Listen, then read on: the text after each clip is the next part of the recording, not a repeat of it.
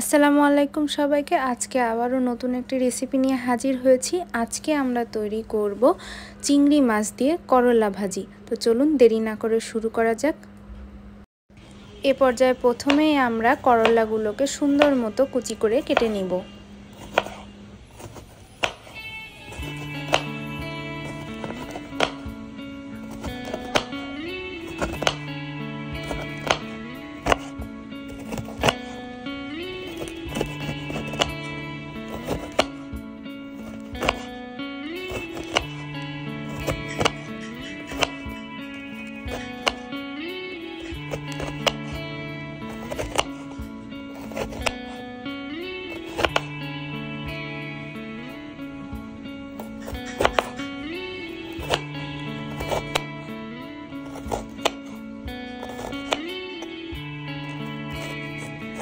আমরা ভাজিতে দেওয়ার জন্য কিছু আলু কুচি করে কেটে নিচ্ছি।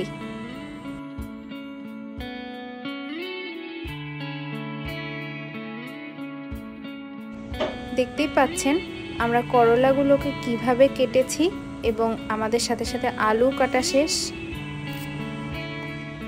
এ পর্যায়ে আমরা ভাজিতে দেওয়ার জন্য পেঁয়াজগুলো কুচি করে কেটে নিচ্ছি।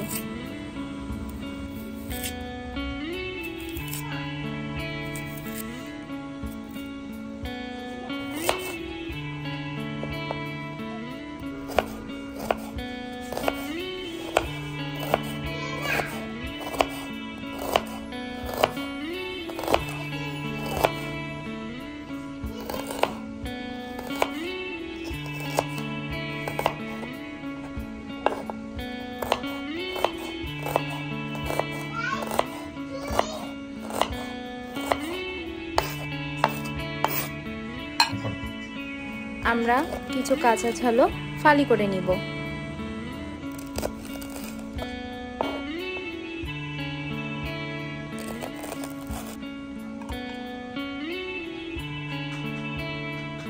যেহেতু আমাদের আজকের ভাজির মূল আকর্ষণ চিংড়ি মাছ, তো সেক্ষেত্রে আমরা চিংড়ি মাছগুলোকে প্রথমে সুন্দর মতো বেছে নিচ্ছি।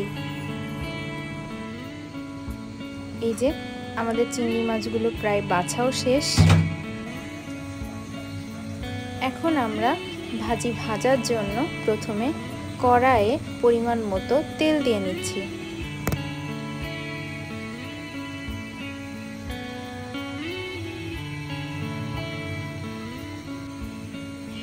তেলটা কিছুটা গরম হয়ে আসলে আমরা এর মধ্যে কুচি করে রাখা পেঁয়াজগুলো দিয়ে দিচ্ছি।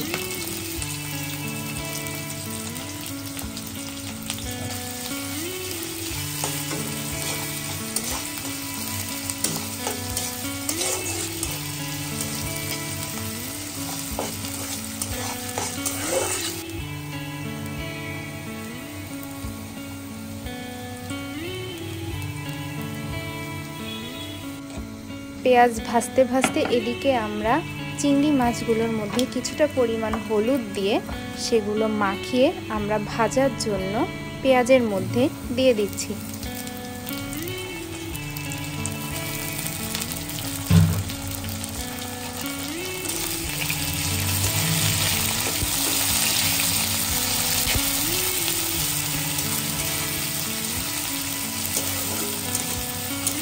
দেখতেই পাচ্ছেন আমরা পেঁয়াজ এবং চিংড়ি মাছগুলো একসাথে ভেজে নিচ্ছি।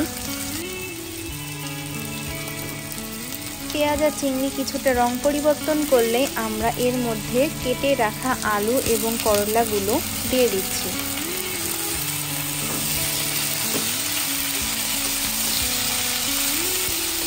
এগুলো কিছুক্ষণ নাড়াচাড়া করার পরে এর মধ্যে আমরা পরিমাণ মতো হলুদ, ফালি করে রাখা কাঁচা ঝাল এবং স্বাদ অনুসারে লবণও দিয়ে দিব।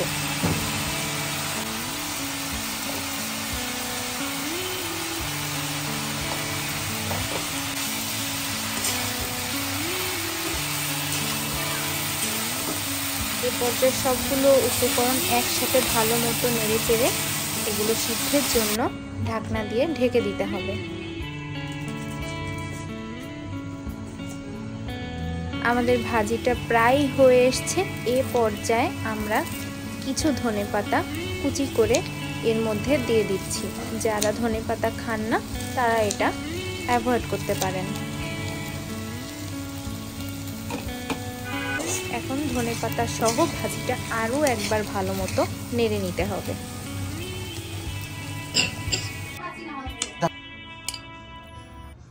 তো ব্যাস তৈরি হয়ে গেল আমাদের মজাদার চিংড়ি মাছ দিয়ে করলা ভাজি। হয়তো সবাই করলা ভাজি খেয়েছেন, কিন্তু চিংড়ি মাছ দিয়ে খুবই কমই খেয়ে দেখেছেন। আমাদের রেসিপিটা ট্রাই করে দেখবেন।